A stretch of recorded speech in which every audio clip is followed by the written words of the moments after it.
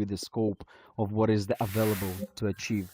So I'm not sure why would you suggest that there is some sort of a dichotomical, you can say, um, strawman positioning, while I've been the most nuanced so far. If you're comparing myself and in you, because I wasn't talking in dichotomics, I wasn't talking in definitions, I was talking in a bit of this, a little bit of that.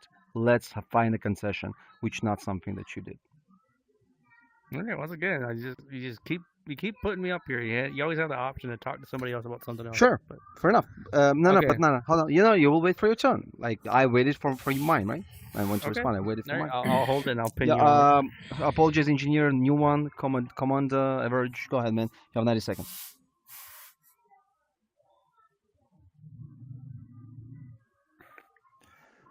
All right. I don't Sorry, think Get in the middle, man. unmuting Get in the myself. middle. Get in the middle. Yeah. You're not special. Go ahead. Yeah. Yep. I was just unmuting myself. That's all. All right. Yeah. Fair enough. So just to play like a slight devil's advocate, I guess like xenophobia being like something that's sort of the core of our being. I guess there's a lot of people around here who are from a bunch of different countries. I'm personally American, but like I hear a lot of things that I agree with. Like, and sort of isn't this interaction sort of like juxtaposed to that thesis where like you say like sort of a fear of an outsider is something that's natural for us as human beings. And I understand that theoretically. Like if I have like me and my family, then everyone outside of that zone is an outsider that could potentially be a threat for me and my own. But I see like a lot of people here with common interests, but also like differentiating cultures. So doesn't that kind of like go against the thesis of like kind of fear of the outsider? Like we're sort of from a bunch of different backgrounds, but also we agree with each other implicitly. Yeah, that's You have 10 more point. seconds if All you'd right. like. No, quiet and then you. All right. Is it okay? Because he was Yep. like talking less than me. Go ahead. Yeah, I like you all, and you're from a bunch of different places, so you know I fear nobody here. Awesome. Right on. Go ahead, Glenn. Yeah, Engineer, I won't take up the 90 seconds. I'll be super quick, but I just wanted to say, I think what you're saying makes sense, but I do believe that in some small way, this is our tribe. Big screen is our tribe. Hang on. Big screen is our tribe. Yeah. Because it's something where people come together and we see each other enough. I see Bombardier. I don't see him as the Israeli guy. I see him as Bombardier. But because he's in big screen, if I saw him on the street, it would be completely different. You've seen it many times over. People go, oh, yeah, I talk to this guy online all the time. I think I'm in love with him. And then they go and meet each other. They can't even say 5 words to each other. This is a bubble that we live in when we're here. And then when we turn it off, we leave the bubble, and then we go back to who we are as apes. Right now, we're just avatars. I got green skin. I actually don't have green skin. You know what I mean? Things like that. So. Go ahead, engineer. Yeah, I also agree that in this environment, you know that nobody can punch you in the face, and nobody can. You don't have a large consequences, so we are willing to talk even with people who hate our guts here. Yeah, and then the other thing I wanted to say about what Tess was talking about, when we have external enemy, we typically unite, and suddenly our differences are not that big compared to the external enemy. And we are willing to cross those differences to work together. But also, when you have external enemies, very often you will see the society turning against each other. You have like these like ideology wars. You know, you have all these shit going on, or rich and poor, or whatever like divide exists in the country. Now you need somebody to blame and somebody to hate. And it's much easier when you have external enemy. So just adding those points. Yep. Nana, would you like to go? Yeah. Obviously, like, you know, the representation that you had earlier when you're talking about like your justification for why we discriminate, and you're using like biology in a like very like paradoxical way. Obviously, like you're saying in one instance it's our biology to discriminate and like not like each other, but clearly like we are using our biology to communicate as well, and without acknowledging the cooperation that even led you here. Because if it were really just the rule of the jungle and predators ate the prey, and then the predators would just win, right? Like you wouldn't even be here to ask that question. So like it's pretty clear that we're putting the negative consequences and we're highlighting those way higher in weight than we are to the ones that are positive or just indifferent. It doesn't have a good or bad behind its notion. So it's called the negativity bias. When we're talking about people in these spaces, like this is not like a unique tribe here in Big Screen. We only interact with people because they're in proximity, which is why you're more likely to treat them like a person, which is why I would encourage if you're a person that has bigoted views, you ought to expose yourself to them more often and try to become friends. You'll realize their points are just as nuanced, as complex as yours. But if we have a policy that says nope, no otherism, you just get stupider, more delusional points in your mind. 10 seconds. I will go next if you don't mind. Again, just to have a really good faith discussion and good grounding with it, I would say that usually dichotomy, this is not the reality, meaning that vast majority of the arguments are actually, in practicality, they're much more nuanced than maybe even they sound.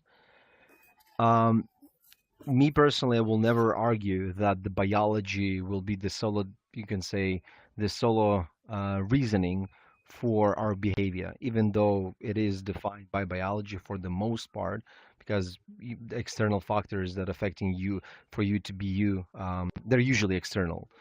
Sorry, internal, but with the effect of so the externality will be the scope, the range of the availability, or the potential, to be more precise. But your biology will dictate your basically your baselines for everything else, right? It's actually been quite a very well-known phenomenon that even your political affiliation is have a tight relation with your genetic predisposition for specific stuff. Not to say good, not to say bad. There's no moral judgment here, no moral value, just the predisposition to have specific opinions, right? Again, pure biology, pure science. No bullshit, no my personal subjective opinion about it. So the point I'm trying to make is that we are just not adapted to the current reality, and this is just the folding mechanism I recognize to be as such. We can talk about the solutions to it, which I don't think we touched so far, but I'm saying that we just need to be aware of where we fell falling short. Mm-hmm. Yep. Who's next? Anyone? Hold on, engineer, if nobody else. Because yeah, okay, go ahead.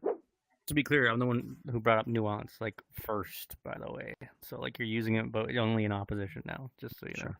Just a quick funny remark. This will take 15 seconds, maybe 10.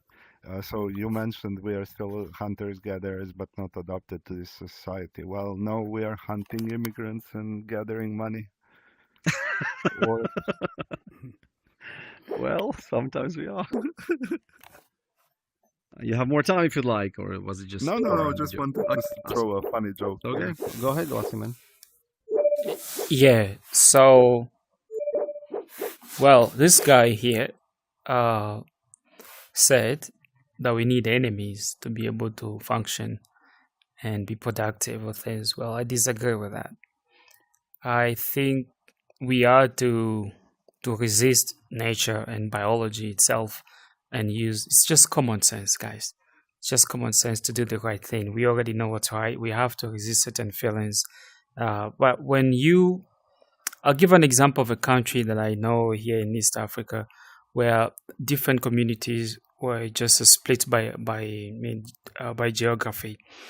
The Swahili Fon were living in the east and the Lingala Fon were living in the west. And they stayed like that forever and they failed to get along. And the solution that we've come to realize is that if people are fighting together, just blend them together for a short period of time. Like the example that engineer came up with. You might think this is nothing, but when you are together every day for a week, if you ever meet up in real life and you say, oh, this is actually engineer, it might be from a different demographic, but you have a feeling with this person because you've had a little bit of history and we wouldn't want to be horrible to him because he's from another world. Can I go next? Just it will be quick. So just wanted to clarify that I don't think we need 1 minute, man. Go ahead. Yeah, I don't think we absolutely need external enemy and that we will necessarily turn on each other, but this is what does happen, and this goes in line with what I said that most of the people are dumb fucks, and this is why it works that way. Most of them won't take accountability for their own mistakes and actions, and they will blame somebody else, and it's easiest to win them over by externalizing the blame and the enemy. So let's say you are poor in USA, you say, oh, rich people, it's all their fault. You are sick of these medical insurance companies, or like you can't get a job, it's immigrants, it's whatever, just saying that masses are a problem and this is how masses work. 10 I'm seconds. not externalizing threats. I recognize my, I take accountability, and yeah, for us it may be different, but masses are that way.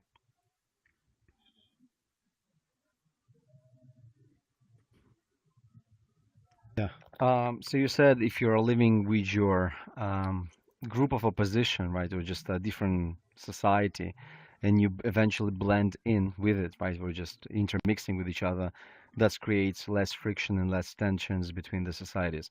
And sometimes this is the case. But then we should not forget about the fact that there will be a winning culture by the end of it, right? Like between the two, because even by the end of it, when they will intermix, there will be the dominant culture, right? So, for example, Greek and Romans, right? So Greek Empire lost, but they've been fully absorbed into the Roman culture, right? So now we're talking about who won, the Rome or the Greece, and I would say Greece actually won.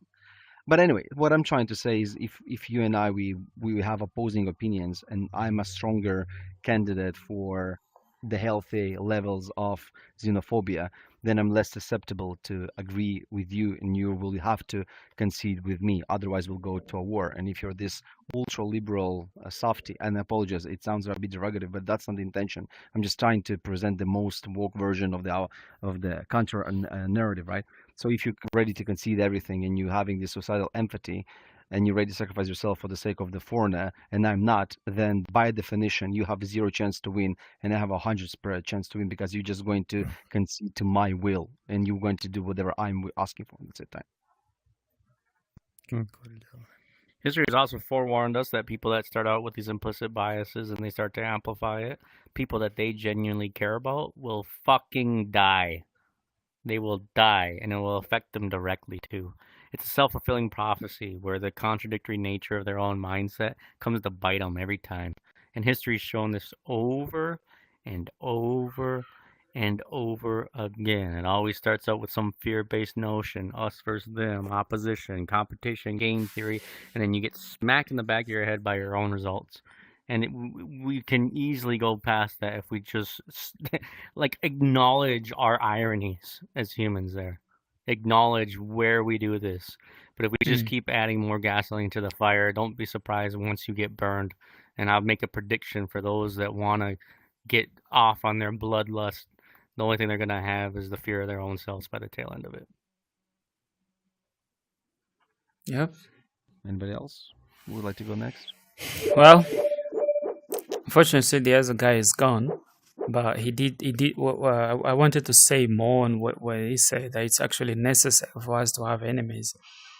I do think that we can do much better if we allow each group to actually function at its full capacity, because I don't think you actually need enemies.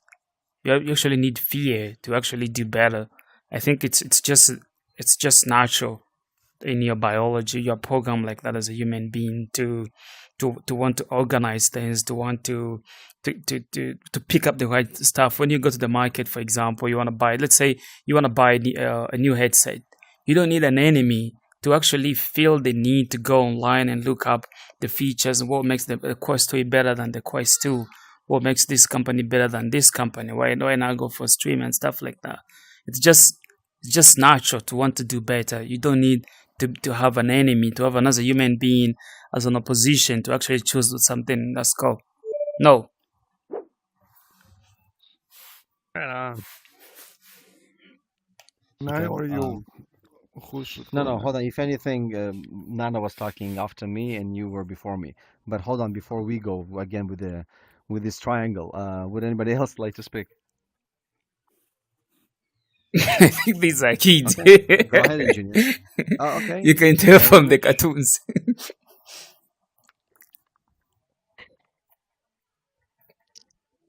Anyway, anybody else? Okay, so I want to bring up quickly, I won't use even 30 seconds. So I just want to say that in some instances you have the incompatible groups of people. Like let's say one group of people believe there should be voting, the other one believes that there should be no voting. The one group believes that there should be freedom of speech, the other is not believing that. One believes that there should be religious freedoms, the other one doesn't believe that. And in that case, letting both groups like to their max potential would mean you have divided country, and then you would have problems with laws. Let's say in one city this is legal and illegal, in the other city this is legal, illegal, and it would be a huge mess, and one group would have to dominate. And then again, like it's fine when you are choosing which headset to buy, but let's say one group says you should not be able to buy a headset.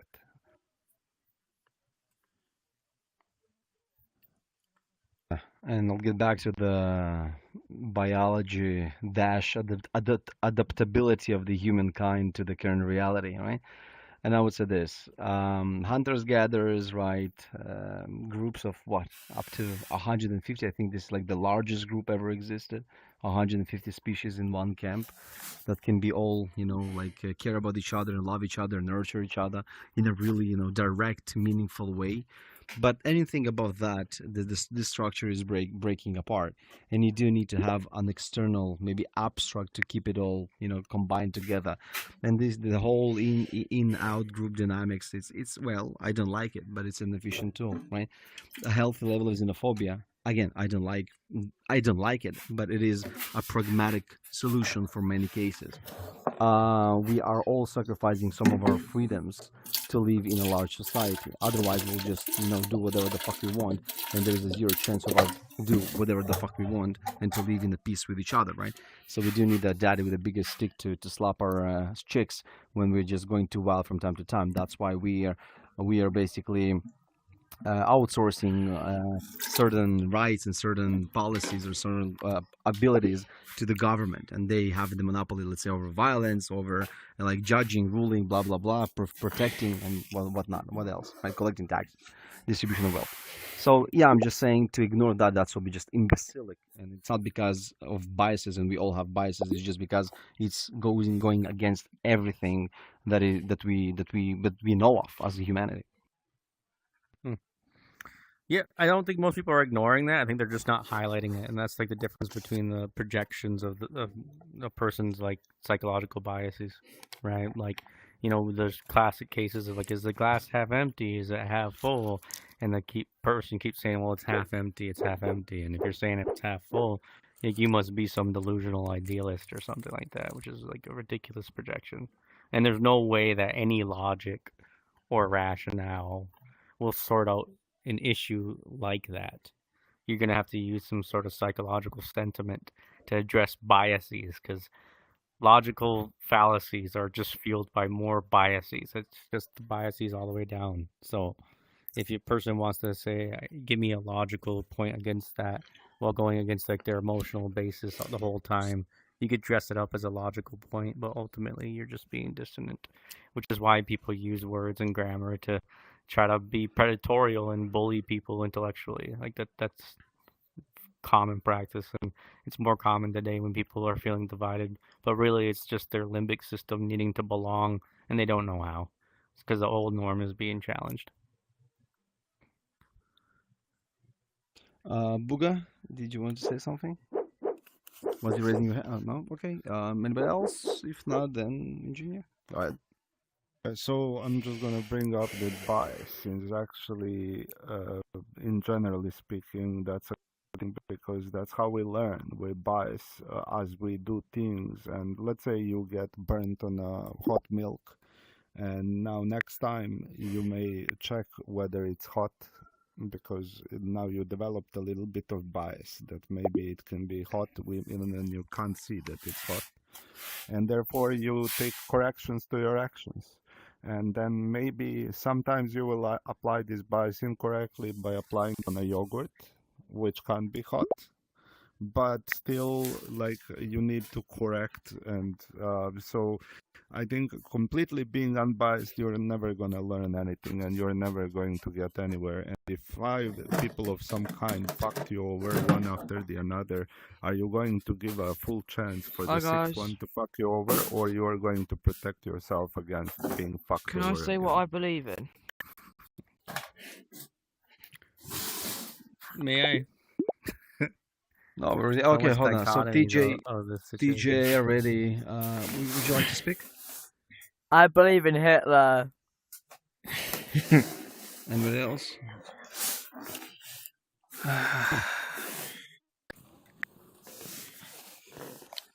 Again, I kindly ask all of you, whoever is speaking, never try to make the other side of the argument to sound like this is like a black and white separation of a logic, because it's not dichotomy. There is no dichotomy here. We can definitely hold two thoughts at the same time. We can say illegal immigration, it's disgusting, horrific, it should never happen. Also, at the same time, we should not allocate unnecessary resources to achieve a zero illegal immigration as 100% of a policy. And if it's not achieved, then we just allocate 5x more of the resources. So it's never like that. We can definitely hold two thoughts at the same time without having a suicidal empathy or being, you can say, useful idiots. Meaning that if whatever we are basically advocating for is actually happening, then we are losing. We are actually losing, right? Sorry, I just think it took too much time. Go ahead. Yeah, like once again, nobody's really naming like what the exact biases are. They're just saying biases are biases, so I'll justify my bias, basically, right? No one's just like, you know, like when you're dealing with black or white thinking, or you're dealing with negativity bias, right? Like the whole point of understanding those isn't to have no bias, which once again, nobody said you don't have no bias. The goal is you don't want it to inform decisions to where it's inaccurate. You don't want it to redline, right? So a person might get burnt by something, but if they think everything around them is hot, you say, hey, that's a little bit delusional. Like, if you're just going to associate risk with risk, well, then it will naturally follow. I guess we should all just go towards a bunker and just become a bubble of a being, right? Don't take any risk whatsoever if we just follow the train of thought. So we can't use these things to prop up like a society. It's not practical, it's not pragmatic, and it's not realistic.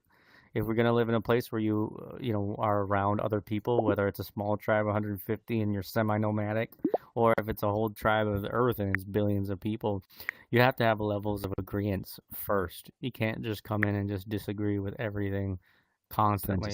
This is a self-perpetuating habit. It's inherently combative. It's negligent, and it's ignorant.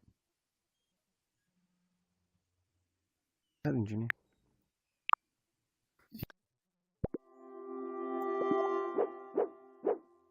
Watch your step. This place can be a little rough. I'm ready for anything. Come along, R2.